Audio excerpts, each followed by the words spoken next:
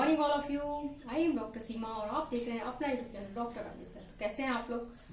आशा करते हैं कि बहुत ही अच्छे होंगे और बेहतरीन तरीके से अपने लक्ष्य की ओर हर पल अग्रसर हो रहे होंगे। तो चलिए शुरू करते हैं आज की क्लास।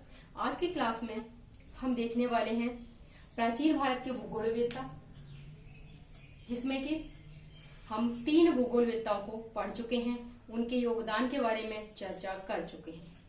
तो आइए देखते हैं कि जो भूगोलवेत्ता और हैं उनके बारे में भी हम चर्चा कर लें।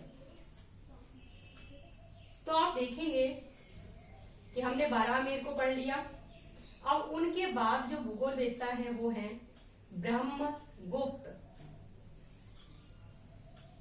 ब्रह्मगुप्त के बारे में देखा जाए तो यह बारहमेर जो भूगोलवेत्ता हैं उनके ही समकालीन माने जाते हैं और ये खगोलवेत्ता भी हैं। तो सबसे पहली बात तो यही, खगोलवेत्ता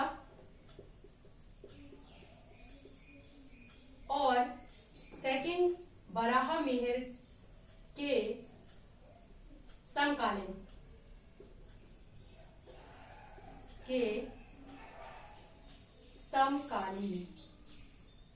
ठीक है। इसके बाद यदि देखें तो इनके ग्रंथ की बात करते हैं तो इनका ग्रंथ एक प्रसिद्ध ग्रंथ है ब्रह्म सिद्धांत। ब्रह्म सिद्धांत। और एक और इनका ग्रंथ है, उसका नाम है खंड खाद्य। यानी कि 2 ग्रंथ इन्होंने दिए हैं। सबसे पहले बात करेंगे हम ब्रह्म सिद्धांत की। तो ब्रह्म सिद्धांत के बारे में पहले तो सीधा सीधा क्वेश्चन पुटअप कर दिया जाता है कि इनका जो ग्रंथ है वो कौन सा है, या फिर ब्रह्म सिद्धांत ग्रंथ है वो किसका है, तो ब्रह्मगुप्त का है। लेकिन इसके अंदर जो चर्चा परिचर्चा है वो किसकी है, तो उसके बारे में हम बात करेंगे। तो जो ब्रह्म सिद्धांत है इसमें खगोलीय, भूगोल, भूगोल,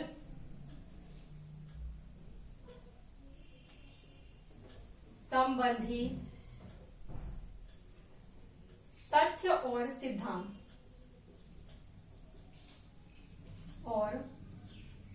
कहने का तात्पर्य है कि दोनों ही जो ग्रंथ हैं उनके अंतर्गत खगोलीय, भूगोल संबंधी तथ्य और सिद्धांत प्रतिपादित किए गए हैं। नेक्स्ट यदि बात करें तो इन्होंने एक चर्चा और की है तेल, जल और पारा से घूमने वाले कुछ यंत्रों का वर्णन किया है। इन्होंने कुछ यंत्रों का वर्णन किया है इन्होंने। इसके बाद देखें तो इन्होंने पृथ्वी के व्यास को भी बताया कि पृथ्वी का व्यास कितना है। तो जो पृथ्वी का व्यास इन्होंने बताया था वो बताया है 1581 योजन कह लें, या फिर ये प्राचीन कालीन इकाई है, और या फिर इसको आप 7905 मील कहें। और जो 7905 मील इन्होंने जो इसका व्यास बताया पृथ्वी का, वो रियल जो व्यास है उसके काफी करीब है। और रियल व्यास कितना है, तो 7925 मील के लगभग, यानी कि ये लगभग समान है, 905 और 925। तो इस प्रकार से इन्होंने भूगोल के क्षेत्र में अपना योगदान दिया। नेक्स्ट हम बात करें तो नेक्स्ट भूगोलवेत्ता है, यानी कि कालिदास को भी इसमें समाहित किया गया है। तो हम जानेंगे कालिदास के बारे में। तो कालिदास के बारे में जो चर्चा परिचर्चा है वो एक तरह से हिस्ट्री में भी, एक तरह से हिंदी में भी, इस तरह से क्वेश्चंस में भी पूछे जाते हैं। और ज्योग्राफी से किस प्रकार से रिलेटेड है उसके बारे में बात करेंगे। तो ये तो सभी को पता है कि संस्कृत साहित्य के महाकवि हैं संस्कृत साहित्य के महाकवि हैं ये कालिदास। अगर देखा जाए तो ये चंद्रगुप्त विक्रमादित्य के समकालीन भी हैं, विक्रमादित्य के समकालीन कहे जाते हैं। ठीक है, एक पॉइंट हो गया कि साहित्य के महाकवि हैं, विक्रमादित्य के समकालीन हैं।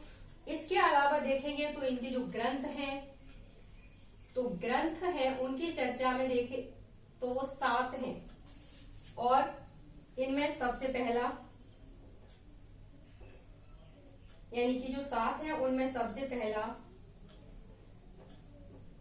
रघुवंश, कुमार संभव,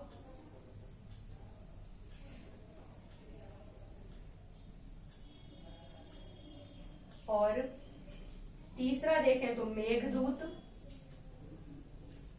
चौथा देखें तो ऋतु संहार, पांचवा देखें तो मालविकाग्निमित्रम,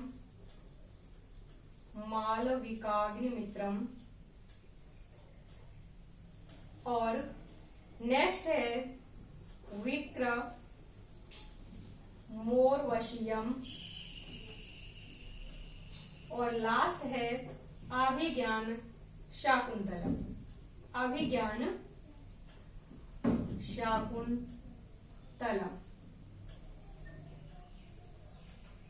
इस प्रकार से इन्होंने 7 ग्रंथ जो कि अत्यधिक चर्चा परिचर्चा में रहते हैं और अक्सर क्वेश्चन यहां से पूछे जाते रहे हैं। नेक्स्ट बात करेंगे तो अब ये जो ग्रंथ है इनके अंतर्गत जो चर्चा परिचर्चा है वो किसकी है, तो ये सभी ग्रंथों के अंतर्गत जो चर्चा है वो प्रकृति चित्रण की है, और प्रकृति चित्रण से मतलब है कि ये ज्योग्राफी का ही पार्ट है, प्रकृति चित्रण। और उसके साथ साथ देखें तो स्थानों और मार्गों का विवरण मिलता है, इसमें मार्गों का विवरण दिया गया है, यानी कि स्थानों का है, प्रकृति चित्रण है, मार्गों का है, तो इस प्रकार से भूगोल से भी रिलेट करता है। अगर हम देखें ऋतु संहार, ये जो ऋतु संहार है इसमें 6 ऋतु का वर्णन किया गया है, और इसके अलावा मेघदूत है ये, तो मेघदूत में किसका है, तो मेघपथ का भौगोलिक वर्णन है, भौगोलिक वर्णन दिया गया है। कहने का तात्पर्य है कि ज्योग्राफी के क्षेत्र में भी इनका काफी योगदान रहा। चलिए तो अब बात कर लेते हैं नेक्स्ट ज्योग्राफर कौन है, तो ये हैं धनवंतरी।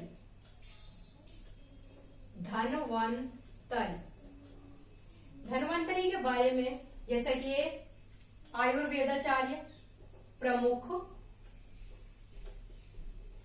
आयुर्वेदाचार्य कहे जाते हैं, और चिकित्सा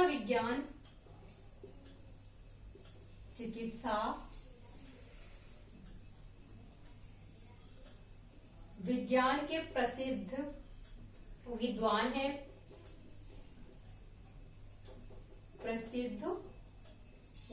हैं, ठीक है। उसके अलावा देखा जाए तो चंद्रगुप्त विक्रमादित्य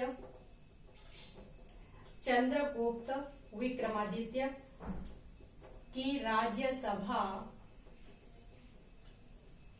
के 9 रत्नों में से एक हैं, 9 रत्नों में से एक हैं, यानी कि धनवंतरी चंद्रगुप्त विक्रमादित्य की राज्यसभा में जो 9 रत्न हैं उनमें से भी इनका नाम एक उसके अंतर्गत ही आता है। इसके अलावा अगर बात करें तो इन्होंने चिकित्सा के उद्देश्य चिकित्सा के उद्देश्य से विभिन्न प्रकार की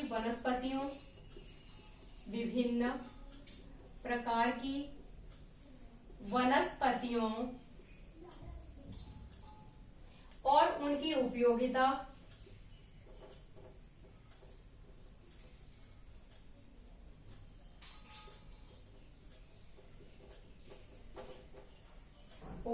का वर्णन किया है। तो इस प्रकार से देखें वनस्पतियों की उपयोगिता, यानी कि जो वनस्पति हैं उनकी विभिन्न प्रकार की विशेषताएं, इस प्रकार से इनका योगदान भी भूगोल के अंतर्गत आता है।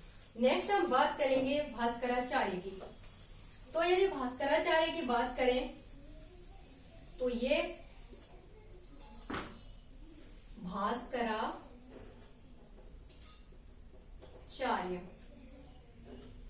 ठीक है। भास्कराचार्य की बात करें तो ये 12वीं शताब्दी के हैं, 12वीं शताब्दी, यानी कि 1114 ईस्वी। महान गणितज्ञ, सीधा सीधा क्वेश्चन आता है कि भास्कराचार्य क्या हैं? तो ये महान गणितज्ञ हैं। और क्या हैं? तो खगोलवेत्ता।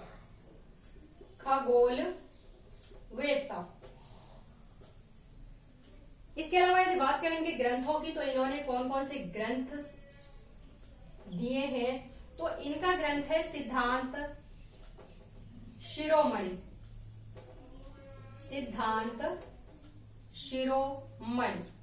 एक तो इनका ये ग्रंथ है। और देखा जाए तो जो सिद्धांत शिरोमणि ग्रंथ है ये विश्व विख्यात ग्रंथ है इनका। और इसके अलावा एक और है करण कुतूहल। अब बात आती है कि जो ग्रंथ है इनके अंतर्गत है क्या? तो जो सिद्धांत शिरोमणि ग्रंथ है इनका, इसके अंतर्गत देखें तो अंकगणित,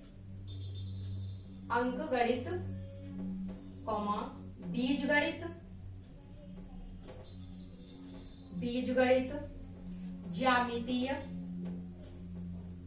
और ज्योतिषशास्त्र। कहने का तात्पर्य है कि जो सिद्धांत शिरोमणि है, अंकगणित, बीजगणित, ज्यामिति और ज्योतिष शास्त्र का वर्णन इसके अंतर्गत किया गया है।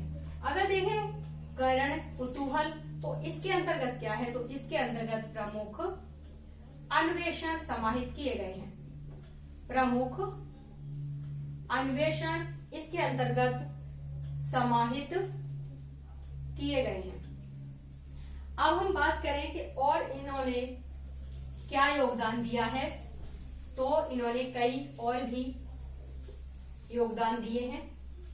तो उसमें एक आता है कि पृथ्वी गोल है, इन्होंने ही बताया है पृथ्वी गोल है। और जो गुरुत्वाकर्षण की बात की है वो भास्कराचार्य ने ही की है। और उसमें गुरुत्वाकर्षण शक्ति विद्यमान है, जिसके कारण वस्तुओं को अपनी ओर आकर्षित करती है। वस्तुओं को अपनी ओर आकर्षित करती है। ठीक है, कहने का तात्पर्य है कि पृथ्वी गोल है, ये भी कहा। उसके अलावा गुरुत्वाकर्षण की बात इन्होंने की कि गुरुत्वाकर्षण के कारण ही गुरुत्वाकर्षण शक्ति विद्यमान है और उसी के कारण क्या है कि वस्तुओं को अपनी ओर आकर्षित करती है। यानी कि जो पृथ्वी है वो अपनी ओर अब वस्तुओं को आकर्षित कर रही है। वो गुरुत्वाकर्षण की शक्ति किसने बताई थी? तो वो भास्कराचार्य ने ही बताई है। नेक्स्ट हम बात करें तो पृथ्वी को 360 डिग्री में विभाजित करने की बात है, तो वो भी इन्होंने ही की है। और अक्षांश और देशांतर अक्षांश और देशांतर रेखाओं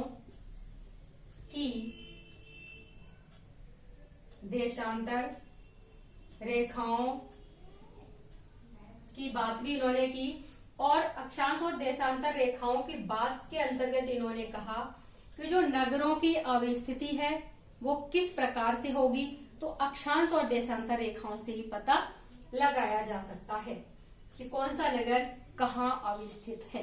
ठीक है, इसके अलावा देखें